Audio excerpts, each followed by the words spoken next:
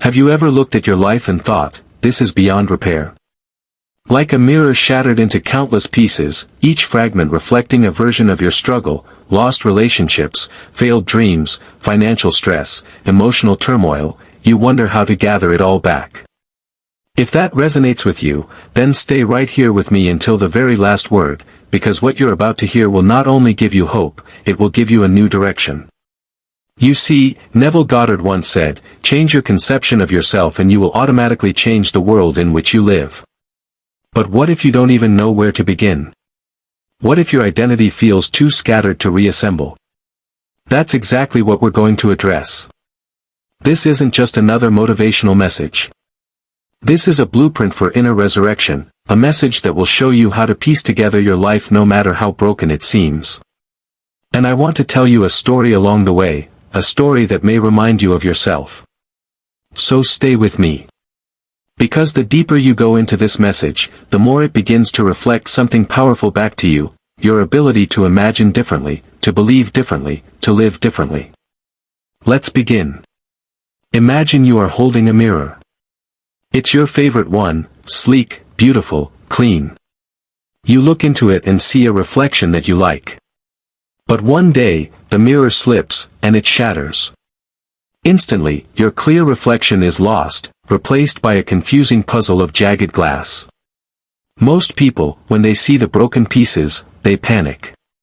They cry. They get angry. They throw the pieces away, believing the damage is permanent. And maybe, that's how your life feels right now, like a shattered mirror with no clear way to put it back together. But Neville Goddard would say, what you see is only a reflection of what you assume to be true. In other words, the mirror never broke, your perception did. The moment you believed your life was ruined, it appeared ruined. But what if you could see each broken piece not as a mistake, but as a clue? What if each fragment was a part of a greater masterpiece waiting for you to see it differently? That's what imagination does. It takes brokenness and remolds it in the silence of the mind. So the first step in fixing your life is not running from the brokenness, but staring into it with a new assumption. Assume that the mirror is still whole. Assume that your life, no matter how shattered, is still redeemable. The assumption may feel fake at first, but that's the secret. Fake it in imagination until it becomes real in the outer world. You see, when your world is broken, the only place to rebuild it is within. And the most powerful tool you have isn't money or influence, it's your inner conversation. Let me give you an example. There was a woman named Clara, and after her divorce, she felt like her life had collapsed. She lost her home, her confidence, her identity. One evening, while sitting in a park, she remembered reading Neville's words, "You rise as high as your dominant feeling." She realized that her dominant feeling was one of being unwanted, discarded. And so, each day, she began to sit alone in silence and whisper to herself a new identity. Not out loud, but inwardly. She said things like, "I am valuable. I am loved. I am rising." At first, it felt pointless.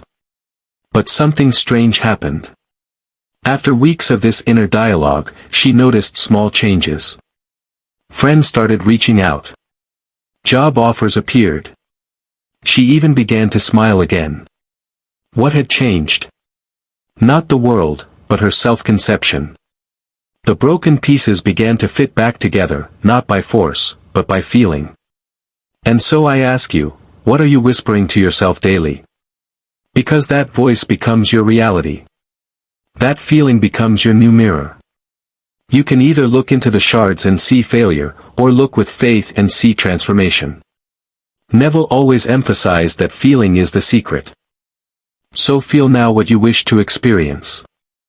Let the brokenness teach you not who you are, but who you no longer need to be. If your finances are broken, don't say, "I'm broke." Say, "Money flows to me freely now." If your relationship is broken, don't say, "I'm alone." Say, "I am loved, and I am love." Speak not what is, but what must become. Because what you consistently affirm in imagination will crystallize in time. Here's what most people don't understand: the shattered mirror isn't the enemy, it's the invitation. The pieces are not punishment, they are permission to rebuild on higher ground. So when your world breaks, don't reach for glue, reach for God within. And by God, Neville meant imagination. Your imagination is the original blueprint of your life. What you imagine consistently will shape what you live eventually. Do you see now? You don't need a perfect past to build a powerful future. You only need one thing, the courage to imagine that things are different. And that courage comes not from the outside world but from inside your mind. So take one broken piece, maybe it's your fear, and turn it into faith. Take another, maybe it's regret, and shape it into wisdom. Bit by bit, the mirror reforms. Not because the world changed, but because you did. The brokenness forced you to find your truest self. So how do you start? Begin tonight. Don't wait for your life to be perfect. Don't wait for someone else to come fix you.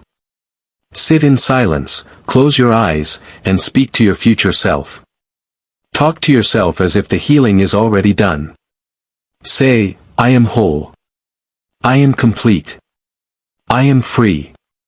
Feel it, even if your five senses tell you it's a lie. Because what you feel long enough becomes what you live.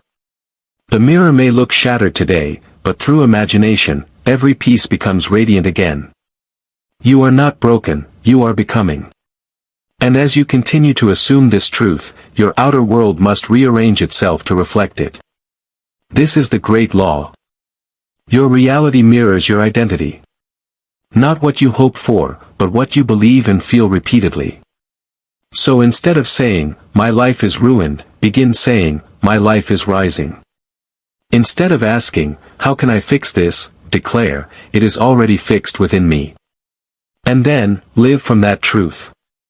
If this message has touched something deep inside you, then I ask you to stay with me as we continue in the next segment, because what comes next will not only deepen your understanding, it will give you practical steps to rebuild your life from the inside out. We will explore more of Neville's hidden gems, uncover the real reason you may still feel stuck, and most importantly, we will learn how to command your inner conversations so precisely that your life will begin to obey your new direction. Remember, the shattered mirror is only an illusion. The real you was never broken. You've just forgotten your power to imagine. So come with me, because what lies ahead is not only the rest of your healing journey, but a future so beautiful it demands your belief before it appears. The journey of rebuilding a life that feels broken isn't just about understanding a concept, it's about embodying a new state of being, day by day, moment by moment. You see, most people think transformation is an event. They imagine it like lightning, sudden, spectacular, undeniable. But what Neville Goddard teaches, and what life itself whispers if you're quiet enough to listen, is that real change happens like sunrise, gradual, consistent, certain. It starts with a flicker of light in your imagination, and then one by one, the shadows begin to fade. You don't need to see the full daylight to know the sun is rising. In the same way, you don't need all your problems solved at once to believe your life is shifting. All you need is the faith to hold one image long enough, one image of wholeness, of joy, of strength, of love, and your world, even if it looks shattered now, will slowly reshape around that image. And yes, it may feel uncomfortable. Yes, it may feel unfamiliar. But that's the price of rebirth. You cannot step into a new version of yourself while clinging to the ruins of the old one. Just like a snake must shed its skin to grow, you must shed your old assumptions to live. Let's pause and go deeper. Let's say your health is suffering, your body feels like it's failing you. Maybe doctors gave you a diagnosis, and now it feels like a death sentence hanging over your mind. But what if that's only the outer mirror reflecting back the thoughts you've held so long? Neville would say, you become what you think about all day long. And that includes what you believe about your body. So instead of waking up and dreading the day, begin to speak to your body differently. Whisper to it with love. Close your eyes, imagine it as radiant, whole, powerful. Feel the joy of movement, the comfort of health, the glow of energy, even if your body says otherwise. Because your body, like your life, listens to your imagination. It obeys the dominant vibration of your thoughts. There are countless stories of people who healed impossible conditions simply by refusing to identify with them. They chose to feel what they wanted, not what they feared. And yes, it's hard. But so is staying broken. Choose your heart.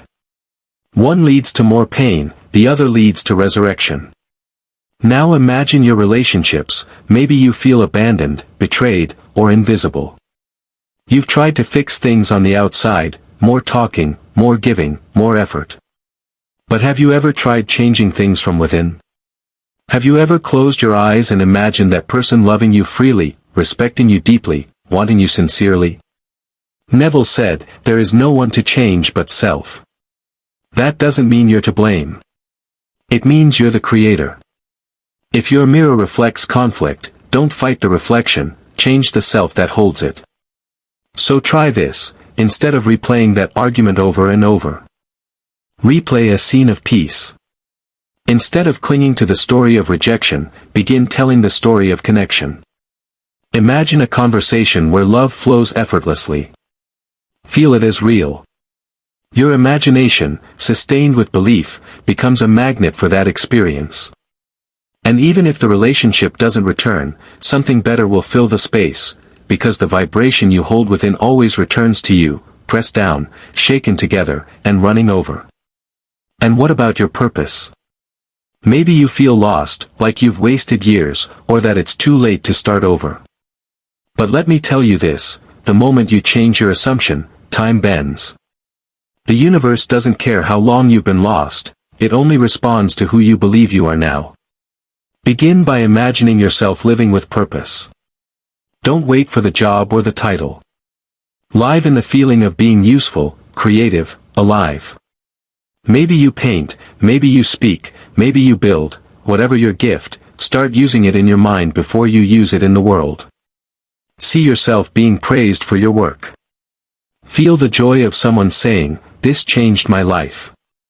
That's the secret. Purpose isn't something you find. It's something you assume, and then it finds you. So start small. Speak to yourself with new words. I have purpose. I am valuable. I make a difference. Say it until it feels like truth. And soon, your world will shift to match that inner declaration. Let me share another example. There was a man named Aaron who lost everything in a business collapse. He had debt, shame, and sleepless nights. Everyone told him it was over. But one night, he read Neville's words, "Dare to believe in the reality of your assumption." So he did. He sat every morning before sunrise and imagined receiving payments, being debt-free, helping others with money. He felt the freedom. He thanked God, even when nothing changed outside. Weeks passed. Then months. But eventually, new ideas came. New people showed up. And slowly, the reality he assumed became the life he lived. Today, he runs a company that teaches others how to escape financial despair. The mirror was broken, but he chose to imagine it whole. And now, his reflection is one of strength. So I ask you again, what are you choosing to see in the mirror of your life? Is it chaos? Or is it creation? Is it fear? Or is it faith? The choice is always yours. You cannot always control the pieces life hands you, but you can always decide what picture they create. You can see a mess, or a mosaic. And the only difference is the story you tell yourself about what those pieces mean. Neville's work was never about wishful thinking. It was about spiritual craftsmanship. It was about becoming so deeply aware of your power to feel, that nothing outside of you could define your worth. So let today be the day you stop calling yourself broken. Let it be the day you pick up one fragment and hold it to the light of imagination. Say to yourself, this piece is perfect. And if this one is perfect, maybe they all are. Keep doing it. Keep believing it. Because one day, you'll look in the mirror again, and you won't see cracks. You'll see a masterpiece. Not because someone came to fix you, but because you remembered how to see. So remember this, your life is not broken beyond repair. It's simply waiting for you to imagine it whole again. The cracks aren't the end, they're the beginning of a new design. And every time you choose faith over fear, love over lack, vision over circumstance, you reshape the mirror. Don't just listen, live this truth. The power is in you now. Keep imagining, and your new life will not only appear, it will shine.